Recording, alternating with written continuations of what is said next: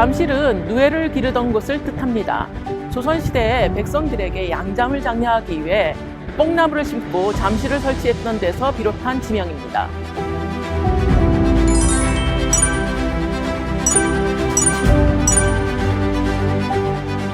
서울에서 잠실 일대만큼 상점백회라는 말이 잘 어울리는 곳이 있을까요? 불과 수십 년 만에 뽕나무가 가득한 지역이 이렇게 변했습니다.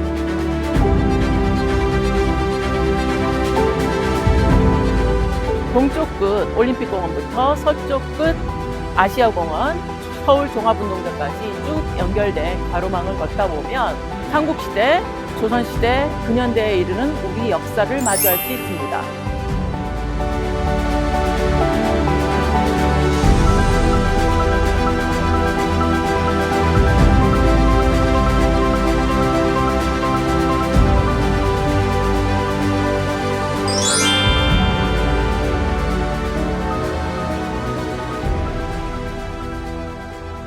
지금 이곳은 잠실에서 가장 동쪽인 올림픽공원입니다. 45만 평이나 되는 서울의 대표적인 도시공원이죠. 가족, 친구, 연인과 함께 산책하기에 매우 좋습니다. 올림픽공원이라는 이름에서 알 수 있듯이 1986년 아시안게임, 1988년 올림픽에 맞춰 조성이 되었는데요. 그래서 올림픽공원에는 이렇게 푸르른 녹지뿐만 아니라 체조경기장, 역도경기장, 펜싱경기장, 수영장, 이런 각종 운동경기장이 마련되어 있습니다.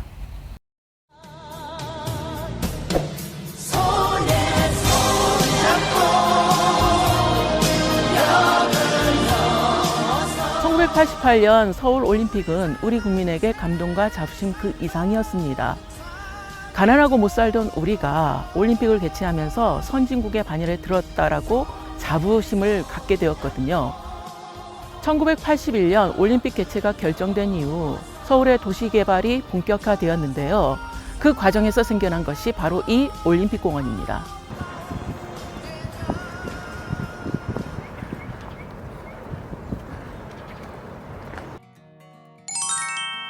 올림픽공원의 가장 대표적인 조형물은 평화의 문이 아닐까 싶습니다. 정면엔 올림픽의 상징인 오륜기가 마치 현판처럼 걸려 있고요. 곡선으로 휘감겨 올라가는 지붕은 한국의 첨화선을 현대적으로 재해석했지요. 지붕 천정에는 태극의 색상인 빨간색과 파란색으로 사신도가 그려져 있습니다. 또 뒤편 광장의 바닥에는 수렵도의 배경 문양이 그려져 있는데요. 이 모두가 전체적으로 조화를 이루고 있습니다. 평화의 문에는 냉전 시대에 모두가 염원하던 평화가 형상화되어 있습니다. 문이라는 공간은 들어갔을 때 뭔가 나타날 것이다 라는 그런 기대를 하게 되지 않나요? 우리 모두 평화가 올 거라는 그런 기대를 하면서 평화의 문으로 들어가 보시길 바랍니다.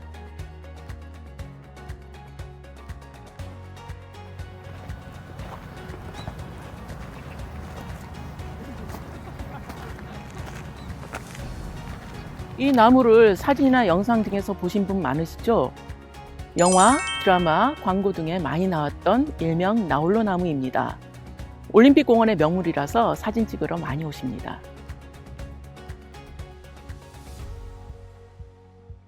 올림픽공원이 개발되기 시작한 이후에 사람들이 이곳을 떠나야만 했는데요.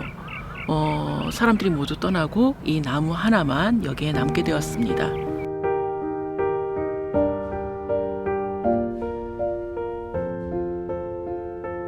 88 올림픽 당시 철거민이 된 서울 주민의 수는 80만 명에 달한다고 합니다. 역대 올림픽을 개최한 나라 중에서 대회로 인한 철거민의 숫자가 가장 많은 도시는 중국 베이징이었고요. 그 다음이 대한민국 서울이라고 합니다. 누군가에게 올림픽은 평화와 감동의 축제가 아니라 악몽의 시작이었다는 걸 기억해야 할 것입니다.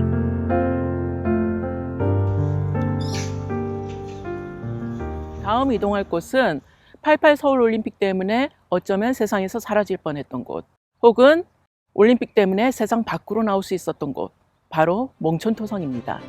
몽촌토성은 풍납동 토성과 함께 백제의 첫 번째 수도의 왕성으로 추정되고 있습니다. 삼국사기 기록에 따르면 백제의 왕성은 북성과 남성으로 나뉘는데 학자들은 북성이 풍납동 토성, 남성이 몽촌토성이라고 추측하고 있습니다.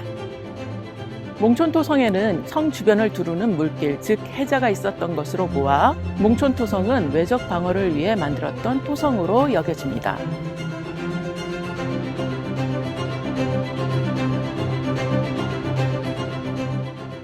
(1984년) 올림픽공원 조성 과정에서 몽촌토성의 터와 유물들이 발굴되었습니다. 고고학자들이 이곳이 하남 위례성터일지도 모른다라고 주장하지 않았다면 이곳은 공원 조성 과정에서 아마 사라졌을 수도 있었습니다. 다행히 몽촌토성이 공원 용지 안에 편입되는 것으로 결정이 돼서 이 올림픽공원에는 과거와 현재가 공존할 수 있게 되었습니다.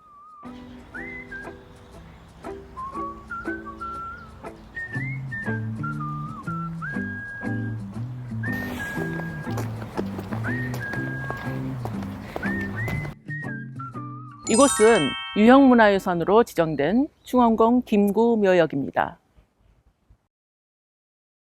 공원 녹지를 걷다 보면 뜬금없이 이렇게 묘가 하나 나타나는데 올림픽공원을 자주 산책하시는 분들도 이거를 못 보고 그냥 지나치시는 분들도 꽤 많으실 것 같아요. 이 묘의 주인은 충원공 김구입니다. 우리가 일반적으로 아는 독립운동가 백번 김구 선생이 아니라 숙종 때 우의정까지 올랐던 충원공 김구라는 인물입니다. 숙종실록에 있는 그의 졸기를 보면 김구가 학문과 능력이 뛰어나 숙종도 그의 말을 아주 잘 경청했다라는 기록이 있습니다.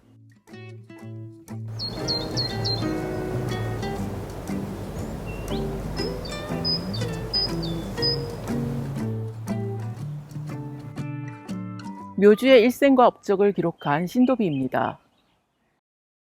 이 김구의 신도비는 예술적 관점에서도 굉장히 높게 평가가 됩니다. 신도비의 전체 높이가 4m가 넘어서 제대로 살펴보기가 쉽지는 않죠. 이 옥계석의 네 모서리에는 봉황으로 보이는 새가 추녀를 바치고 있고요. 하단에는 연꽃이나 구름 같은 그런 무늬가 새겨져 있습니다.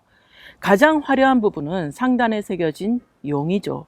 당시에 석공이 얼마나 심혈을 기울여 조각했는지 상상해 보시기 바랍니다.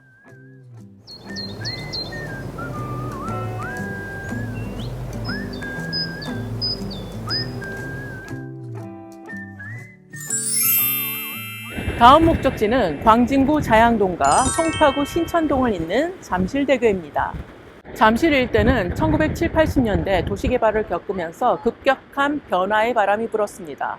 1972년 완공된 잠실대교는 그 개발 과정에서의 빛과 어둠이 모두 담겨 있습니다.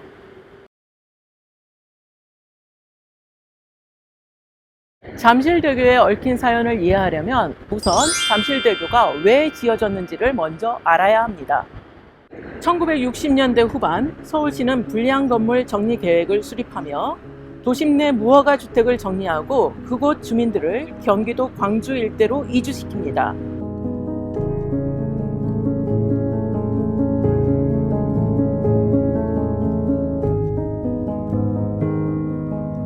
결국 1971년 광주 대단지 사건이라고 불리는 대규모 시위가 발생했고 이들을 달래기 위해 부랴부랴 만들게 된 것이 바로 잠실과 강북을 잇는 잠실대교입니다.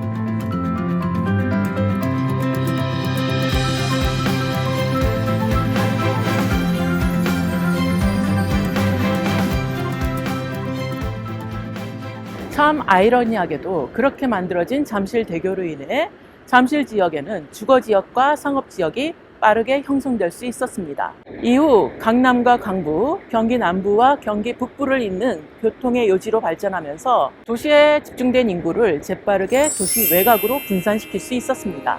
처음에는 이주민들의 분노 속에서 건설되었지만 결과적으로는 균형 있는 도시 발전을 이루었다고 볼 수 있습니다.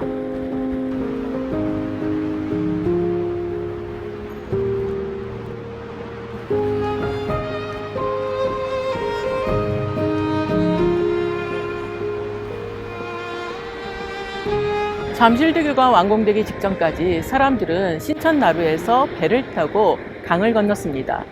이 이야기는 잠실대교 건설로 인해 쫓겨난 다른 이들이 있었음을 의미합니다. 바로 한강을 건너던 뱃사공들이었습니다.